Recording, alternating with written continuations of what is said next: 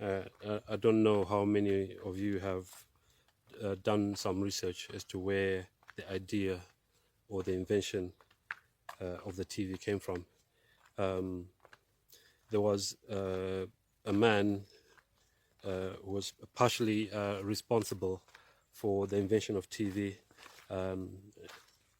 And this man was a German Jesuit whose name was Athanasius Kircher, who lived in the 1600s. So if you really want to understand why TV was invented and what its true purpose is, you need to first of all understand that one of the things that the devil wants to do, one of the main things the devil wants to do, is to take us away from God's word, to create doubt, to try and discredit God's word. TV obviously wasn't invented the way it is now today, but Athanasius Kircher, this Jesuit that I mentioned, invented something called the magic lantern, which was like a projector for projecting images, and from there, the invention was then further developed, and eventually we came to have TV. Athanasius Kircher was a 17th century German Jesuit occultist and was one of the first to attempt to decipher Egyptian hieroglyphics. He created an astrological chart with all the different star signs. Back then, that was seen as superstitious, but now both Christian and secular consult their zodiacs and will identify with one of the star signs. But Kircher was to revolutionize an invention that already preceded him by 2 centuries, the magic lantern, the forerunner to modern-day cinematography. Alfred Hitchcock was a British-born Jesuit-educated film director, nicknamed the father of suspense. When the narrator was in college, you had to review all of his films, and he had a clever way of making you enjoy sin, without fast car crashes and without excess of violence. Yet you cannot do a film course without him, and he is not only respected by IMDb, the most credible film reviewer, he is still ranked number 1 of the 50 greatest directors of all time, and years after his death, he is still credited as changing the face of cinematography. But this was all a result of his Jesuit education. ILM, the abbreviation for Industrial Light and Magic, is responsible for the majority of special or visual effects in films since the late 1970s to this very day. On their official website, they show all the films that they have worked on and the different special effects that was involved. But it is only a continuation of Kircher's Magic Lantern show.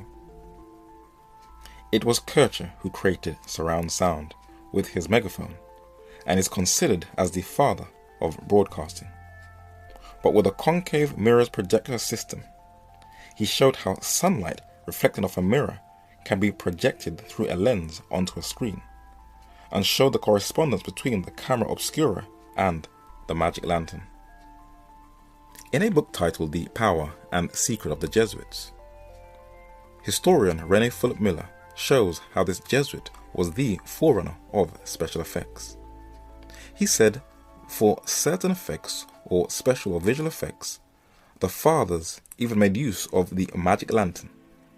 The Jesuit savant Athanasius Kircher having been one of the first to draw attention to this possibility.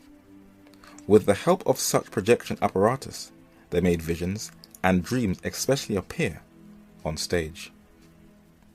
But the magic lantern was a counter-reformation tool to draw people back into the Church of Rome via fear, through the burning of sulfur to smell like it was in purgatory.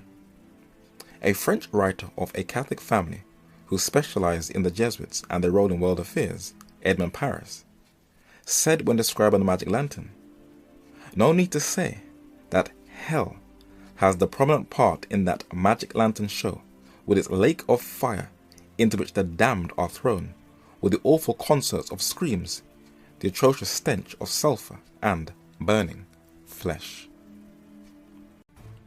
And one of the reasons for the Augustinian monk turned reformer Martin Luther nailing the 95 Theses to the Castle Church of Wittenberg in Germany on the 31st of October 1517 that catapulted the already growing Protestant Reformation was because of the sale of indulgences.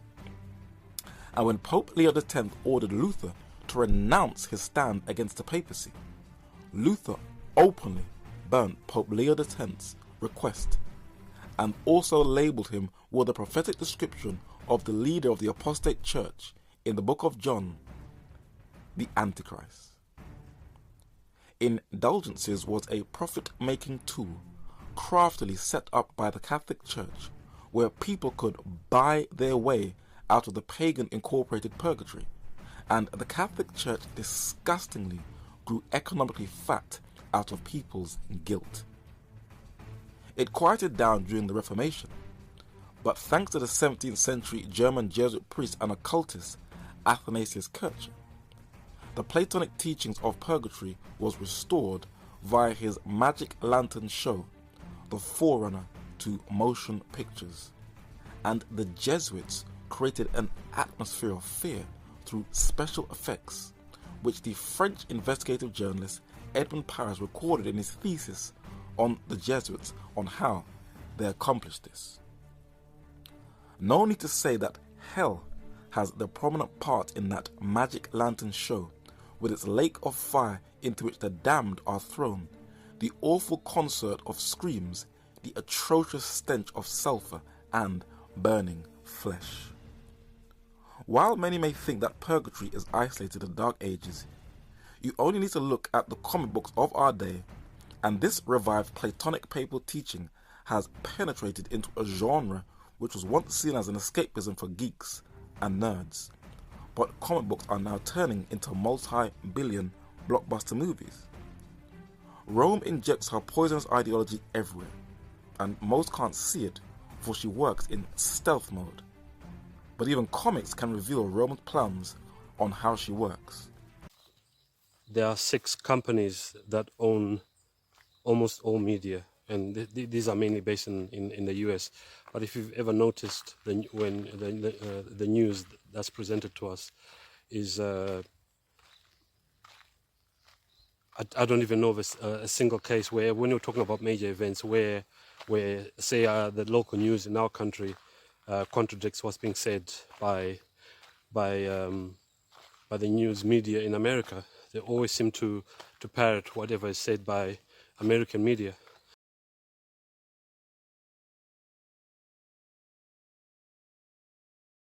So someone else I wanted to talk about was a man called Anton Zander LaVey.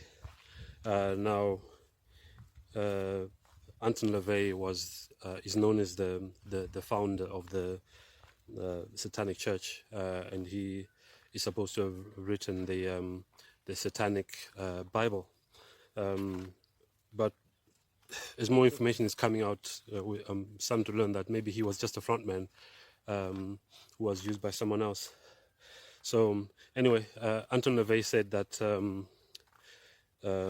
he called TV the Satanic Family Altar.